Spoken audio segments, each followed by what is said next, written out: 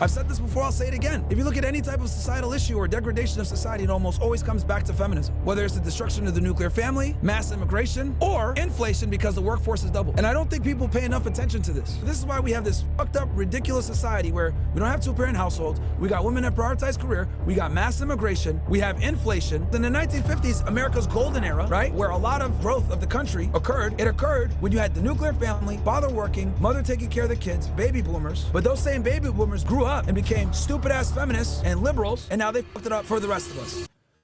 So here's this video from a random rapper nigga named Esquire. I want to tell you about a girl named Cooked. Keisha. Ass thick. Just want to smash it quick. Let's go. Shorty love the track, but she love the pole. Make that ass clap, make it drop and roll. Pop that pussy for me, give me that rocky roll. She screaming, Poppy go, I'm about to drop it low. Legs long, ass thick, just wanna smash it quick. Hit the dash and split. Cash app it quick, straight on some ratchet shit. She like the scratches. Bro, imagine losing a fucking job, right? Imagine losing a job where you're making like $150K per year to be in a sorry-ass rap music video, bro. Like, yo, this is fucking cooked, man. Absolutely fucking cooked, bro. What the fuck? This bitch is stupid. Like, she's not even like in a Drake video. Like, if she was like in a Drake music video, then I'd be like, all right, okay, I kind of get it now. But dude, she's over here shaking ass in a random world star hip hop video. Like, bitch, what's wrong with you? What the fuck? Bro, there's another story I want to show you guys. Because I have a monologue that I'm going to talk about this shit. So, look at this. Look at this shit, man. Little brother reveals to his sister that he can't get into college because she does OnlyFans. Do you really think I'm not a good sister? Well, it's not that you're not a good sister. It's just you gotta think that your actions don't just have, like, it doesn't affect not just only you, but it also affects me. Like, next year, I'm gonna be applying for colleges, and I'm not sure if I'm gonna be able to do that with things that are on the internet. I might not even be able to get a girlfriend because people, like, they already know. In public, people ask me, do you really like your sister? Do you really approve of this? Like, I actually don't think this could work in my future. Christian, with everything that I'm doing, like, I've never once wanted it to affect you like this. Bro, I'm sorry. I really don't want it to affect you. There's nothing else I can say. Like, you everything up. I'm leaving. Bro. So that's her talking to her little brother who is what? Then it like looks like he's like 15 or some shit, or 13 or 15. But here's the music video. I'm gonna mute the music because it sucks. But look, it's so bad niggas gotta blur it out, bro. Like, bro, what the hell is going on here, man? And the music sucks, as you guys can hear. Shorty love the track, but she. What is this? This shit is sorry. Low budget music video. She's the only one in there. This dude isn't even good. Bro, this NYPD detectives are one of the most prestigious units, man. Cooked, man. Smash it quick, hit the dash and split. Cash app. And the song sucks. She like the scratch and spit. I want to tell you about a girl named. Bro, cooked, man. Now, the next thing I want to show you guys is, and I'm showing you guys this clip just to kind of hammer home something here that I'm going to deliver in my little monologue to you ninjas. So breaking news, Jasmine Crockett uploaded this video which appears to confirm that she will be disrupting President Trump during his address to Congress in a coordinated attack with Rep. Maxine Waters. This report was released by one of Crockett's inside sources, okay? So this woman's a politician, by the way, FYI, all right? She's a fucking congresswoman, this lady that we're about to see this video of. Oh, no. It's a cultural divide. I'm going to get it on the floor. And she's playing fucking Kendrick Lamar, bruh. Yeah, they tried to rig the game, but you can't fake influence. Hey, I'm tripping, I'm sliding, I'm riding through the back like must have on a beat, bro. Bro. And down, trying to ember lamps, tell them breathe, let them boys get across. Bruh. I don't want to play that shit no more. Because it's probably going to get hit with a copyright. Like, bro, what the fuck is wrong with these women, man? And then look at this. Female Democrat politicians upload what is being called the cringiest video of the year. In this video, Congresswoman AOC, Lauren Underwood, Catherine Clark, Judy Chu, Jasmine Crockett, and Susie Lee can be seen imitating what appears to be Marvel Avengers or possibly a Street Fighter game character selection screen. Look at this shit, guys. AOC, New York's 14th Congressional District, youngest woman and Latina to be elected to the House, Trekkie.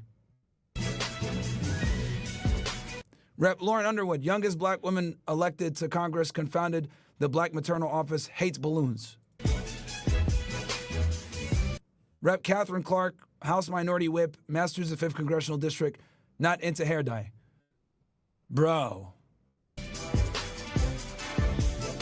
Rep. Judy Chu, California's 28th Congressional District, first Chinese-American woman elected to Congress, too sweet.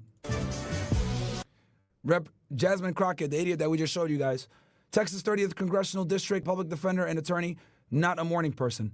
Bruh. Rep. Susie Lee, Nevada's 3rd Congressional District, president of Communities and Schools of Nevada, 2 sprained fingers. Nigga, what? So let's get this straight. So in one clip, we have an NYPD officer twerking for a shitty music video.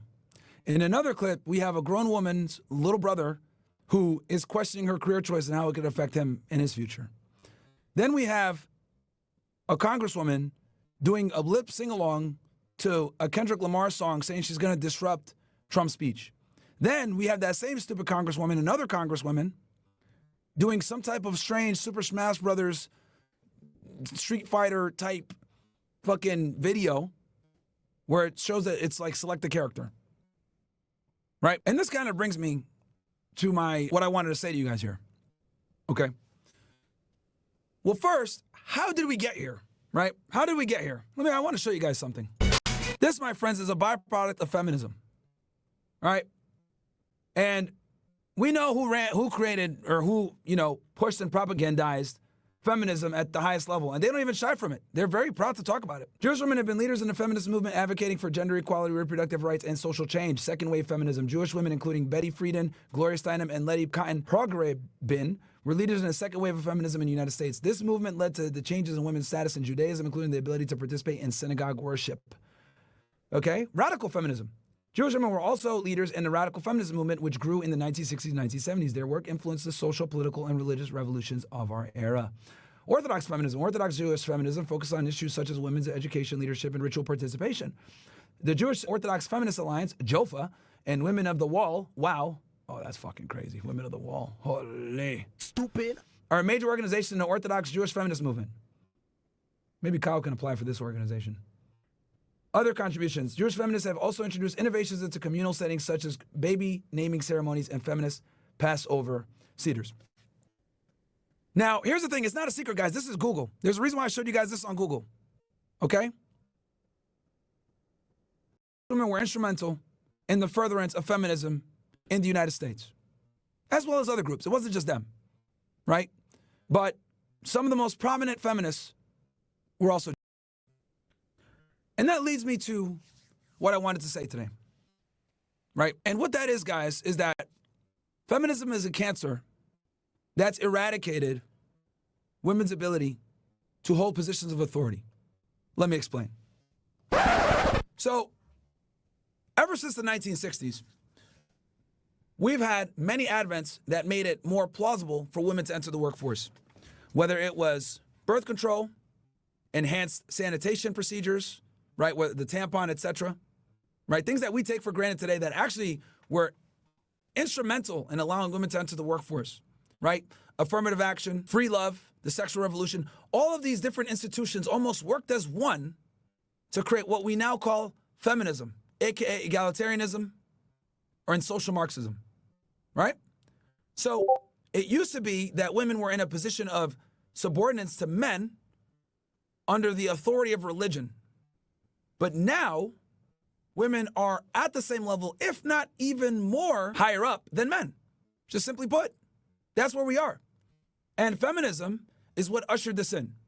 So thanks to feminism, women have been able to get into the workforce, get positions of authority, make as much money as men, and as a byproduct of this, we've seen the decline of the nuclear family, right? We've seen women put off marriage and relationships until later in life.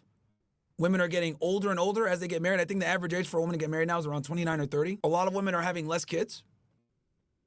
And what ends up happening a lot of the times is when you destroy the nuclear family, you destroy the society. Now, let's really go full fucking craziness here. Not only does feminism decrease the birth rate and lead to social degeneracy in general, what ends up happening is the birth rate becomes super low. When the birth rate comes low, what does the government do to deal with that? I'll tell you what they do. They import more immigrants. And when they import more immigrants, what ends up happening is this immigrant population who doesn't have the same constraints and doesn't have the same ideology of feminism, they procreate. Immigrants are far more likely, especially poor ones, to have children. Well, what happens? They have more kids, they steadily outpace the host nation's citizens, and what ends up happening is your country or your city becomes almost a little country of wherever these immigrants are from. I'll give you guys an example. You look at Canada, Toronto, right? Toronto, guys, doesn't even look like Canada. If you were to take random pictures as you're walking around the city and you don't have any monuments in the back, right? What ends up happening is you would think that you're in fucking New Delhi, wouldn't you? That's where we are now, right? So see how this is a multi-pronged issue? Because people just sit there and only talk about the feminism, but they don't see how that creates problems elsewhere. So the sexual revolution comes in the 1960s. Women are able to work and make their own money. They put off having children. The birth rate declines. So the government, to catch up with this, imports more immigrants. However, those immigrants come to the country, have more kids, don't assimilate, right? And next thing you know, we got a bunch of immigrants and illegal aliens here to replace the birth rate. Then it gets even better. You guys want to know what else feminism did that fucked everybody up that no one ever talks about? It effectively doubled the workplace. Now, the reason why big companies and, business owners love feminism and immigration is because guess what? You flood the market with employees, now you could pay a cheaper wage. So feminism effectively doubled the workforce. Then you add in immigrants, well, now we got a fucking problem, and here we are in 2025 talking about this shit, right? Where Trump is campaigning on limiting immigration. But he doesn't ever talk about the main problem, which is feminism. I've said this before, I'll say it again. If you look at any type of societal issue or degradation of society, it almost always comes back to feminism. Every single time. Whether it's the destruction of the nuclear family, mass immigration, or inflation because the workforce has doubled. But here's an interesting fact for you guys. If you look at jobs, right? If you look at jobs that are manual labor, that are difficult to do, who still controls those jobs? Men do. However, did you guys notice that these jobs, power lineman, plumber, electrician, right, HVAC, any of these professions that are manual labor, blue collar jobs, they still pay high, don't You they? need to see They this, still Lamau. pay This six is the figures product plus. of feminism. You guys want to know why? Versus being like maybe an office manager?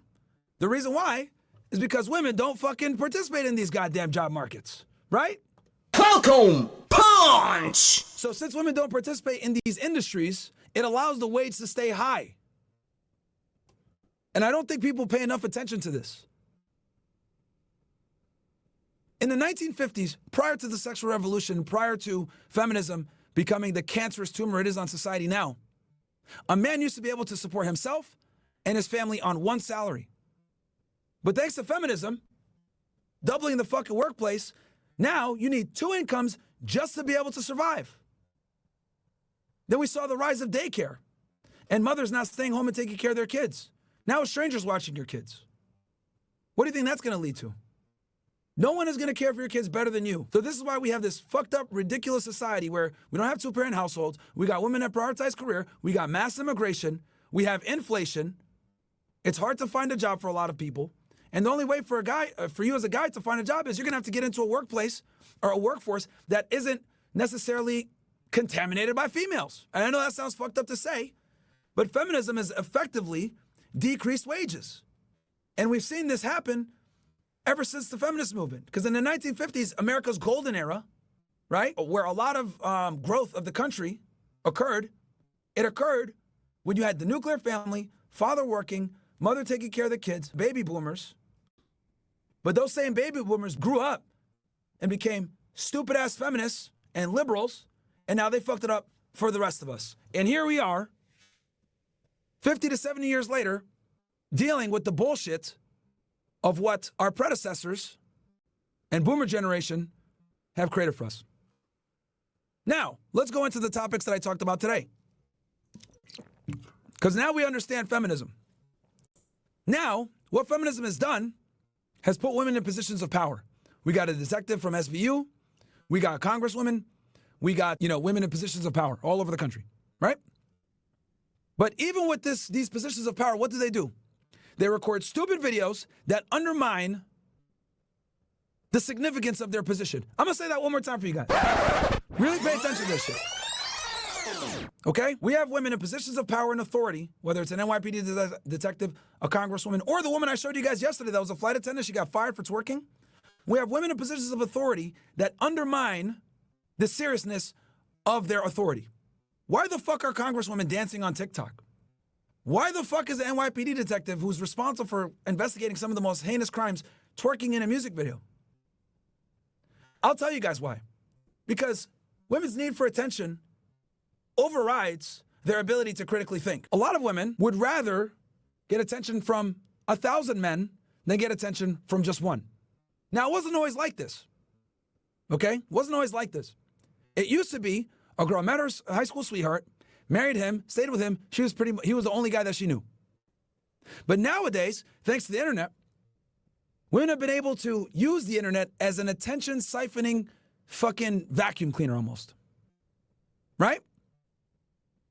Women have been able to leverage Instagram, dating apps, and other social media platforms to exacerbate their natural hubris and solipsism. So what it's done is it's taken unflattering traits that women naturally have, because they're naturally solipsistic and narcissistic, because they have to be. By the way, this is not me insulting them. They have to be this way because they carry children, so they have to care for themselves. But what social media has done is it's taken that natural instinct of females and used it for something terrible, which is what? Garnering attention on the internet from random men to the peril of their own fucking careers and authority. And this, my friends, is why no one takes women seriously a lot of the times. Women complain all the time. There's a glass ceiling. I can't get anything done. Men don't respect me. Why is he mansplaining, etc.? Because your peers do stupid shit like this. Okay? That is why. Twerking in music videos when you have the authorities and NYPD detective to be going after sexual criminals. Right? Like this chick. Do I need to show you niggas again? What is this? Right? Sometimes I got to give people a reminder. Or dancing like an idiot. Or being a thought embarrassing your brother. Right? Feminism has absolutely corroded women's ability to exercise rational thought with the positions that they hold at times. Right? Now, I know what some of you guys are going to say. There might be a feminist watching this right now saying, Myron, hold on one sec. This is an extremely sexist, misogynistic rant that you're going on. And I would say, okay, well, let me tell you this. The reason why I'm so critical of this is because to what much is given, much can be taken. You understand? With great power comes great responsibility. Women have an enormous amount of power and leverage in today's society. They're able to garner the benefits of being a traditional woman and finding a man down the road, if they choose, or they have the ability to go ahead and find a career, or be a mother, right? They can either be a traditional woman and get a family, or chase a career. They could do either or. But what ends up happening is they choose a career instead, do dumb shit like this, and make the rest of the women look like idiots. And the other reason, too, why men naturally, right, are less incentivized to take women seriously is because they do dumb shit like this. Now, you guys will probably say, well, men do dumb shit too, Myron. Stop being an asshole. You're right, men do dumb shit like this. But here's the difference. Our value isn't determined from our virtue. We'll say that again. A man's value is not determined by his virtue. Our past doesn't matter. Yours does. A woman's ability to be taken seriously is almost always directly proportional to her promiscuity level. I'm going to say that one more time. There's a dirty secret here. A woman's ability to be taken seriously by society is almost always 100% contingent on her promiscuity levels. Okay? So in other words, The bigger of a whore she is, the less likely society's going to support her or respect her. But on the flip side, as a man, the more promiscuous you are, you end up getting a lot of credit socially. It is what it is. It's a double standard that feminists complain about all the time. But that's what it is, because it is hard for men to get laid, but easy for women to get laid. So therefore, no one respects it when women get laid or get attention. Right? So before you get angry and say, oh, you're a misogynist, whatever, men do dumb shit too. The difference is that when we hurt our reputation, right, through sexuality, we're not losing no fucking sleep over it. We're not impeding our ability to be taken seriously by society. But you do. With all that power that women have, if you use it to your advantage and sexualize yourself, congratulations. No one's ever going to take you fucking seriously. This is why, when you look at someone like Candace Owens, right? You guys want to know why Candace Owens is so wildly successful? She used her brain, not her tits. If you watch her when she does her podcast, she always dresses conservatively. I don't think I've even ever seen her shoulders, chat. Like, honestly, I don't think I've ever seen her shoulders. But why does she do that? She does that because she's keenly aware of what I'm telling you guys about right now. She understands once she goes down the road of sexualizing herself, no one will ever take her seriously. And that is a death sentence when it comes to political commentary and or being taken seriously in the cultural scene. As a conservative creator. She understands this and she acts accordingly. That's why I respect her. But once you go down the road and you sexualize yourself, you're cooked. Emily Saves America, Isabella Luca, whatever the fuck, all these dumb thoughts that pose as tradcons, no one takes them seriously. They look at them as stupid bimbos. They might look at their Instagram picture, they might look at them and be like, oh, she's hot. But no one actually gives a fuck what they got to say. And the reason why is because they don't take themselves seriously. If you don't take yourself seriously, why the fuck should we take you seriously? So, with that said, guys, that kind of completes the rant here when it comes to feminism. Give me ones if that makes sense, ninjas. But I wanted to show you guys these different examples of how feminism is permeated so strongly into our society that women that have enormous amounts of authority will throw it away for a little bit of attention on the internet. Yeah, Anna Paulina Luna, that's another one too. And she's the one that's in charge of declassifying the JFK documents. Fucking crazy, bro.